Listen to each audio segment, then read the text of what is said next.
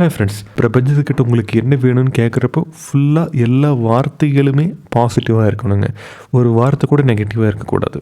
ஏன்னா நம்ம பேசக்கூடிய, நம்ம கேட்கக்கூடிய எல்லா வார்த்தைகளுக்குமே அந்த சக்தி கிடையாதுங்க.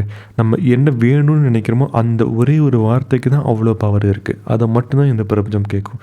அந்த வார்த்தையை வச்சு நீங்கள் வேணும்னு சொன்னாலும் நடக்கும், வேணான்னு சொன்னாலும் அதுதான் நடக்கும். ஃபார் எக்ஸாம்பிள், இப்போ நீங்கள் உடம்பு நல்லா ஹெல்த்தியாக இருக்கணும்னு ஆசைப்பட்டீங்கன்னா உங்கள் மனசில் நம்ம ஹெல்த்தியான ஃபுட்டை சாப்பிட்ணும், நம்ம ஹெல்த்தியான ரொட்டீனை ஃபாலோ பண்ணணும், நம்ம ஹெல்த்தியான ஒர்க்கை செய்யணும்னு சொல்லிட்டு திரும்ப திரும்ப நினச்சிட்டே இருந்தீங்கன்னா ஆட்டோமேட்டிக்காக அந்த நல்ல விஷயங்களை நீங்கள் பண்ண ஆரம்பிச்சிடுவீங்க. அதே நல்ல விஷயத்த நீங்கள் இந்த மாதிரி நினச்சி பாருங்களேன். உங்களுக்கு டிப்ரெஷன் வரக்கூடாது, உங்களுக்கு ஸ்ட்ரெஸ் வரக்கூடாது, உங்களுக்கு பிபி வரக்கூடாது, இந்த மாதிரி எந்த விஷயமே உங்களுக்கு வரக்கூடாதுன்னு நினச்சிங்கன்னா உங்களுக்கே தெரியாமல் அந்த வார்த்தைகளை உங்கள் மனசில் பதிய வச்சுட்டீங்க. ஸோ அதனால் ஆட்டோமேட்டிக்காக சுற்றி சுற்றி அந்த டிப்ரெஷன், அந்த ஸ்ட்ரெஸ் தான் உங்களுக்கு எப்படியோ ஒரு வழியில் வருங்க. ஸோ அதனால் நீங்கள் நினைக்கிறப்போ பார்த்து நினைக்கணும், எல்லாமே பாசிட்டிவானதாக நினைக்கணுங்க. அதே போல் இந்த 3 வார்த்தைகளை உங்கள் மனசில் எப்போவுமே நினச்சிட்டே இருந்து பாருங்களேன், உங்களுக்கு எப்போவுமே நல்லது நடக்குங்க. ஆமாம், அந்த 3 வார்த்தை ஹெல்த்தி, வெல்த்தி, சக்ஸஸ். ஆரோக்கியம், செல்வம், வெற்றி.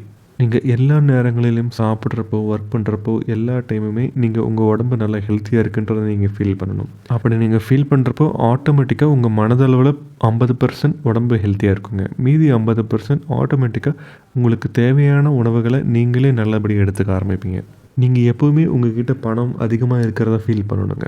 அப்படி நீங்கள் ஃபீல் பண்ணுறப்போ தான் உங்கள்கிட்ட அதிகமாக பணம் வர ஆரம்பிக்கும். அந்த பணம் வந்தாலும் நீங்கள் அதை எப்படி மெயின்டைன் பண்ணுறது உங்களுக்கு நல்லா தெரியுங்க.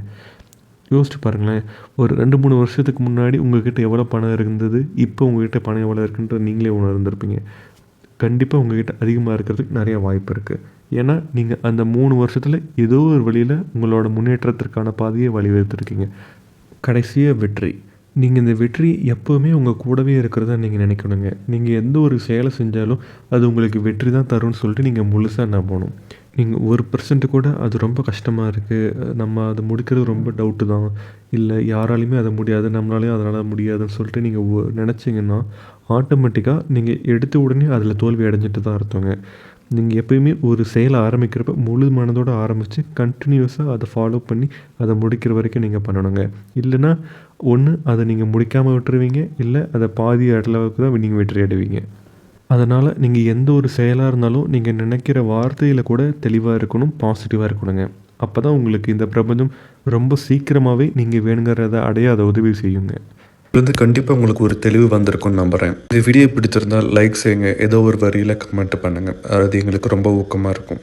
விடாமுயற்சியுடன் நல்லதே எண்ணுங்கள், நல்லதே செய்யுங்கள், நல்லதே நடக்கும். நன்றி, வணக்கம்.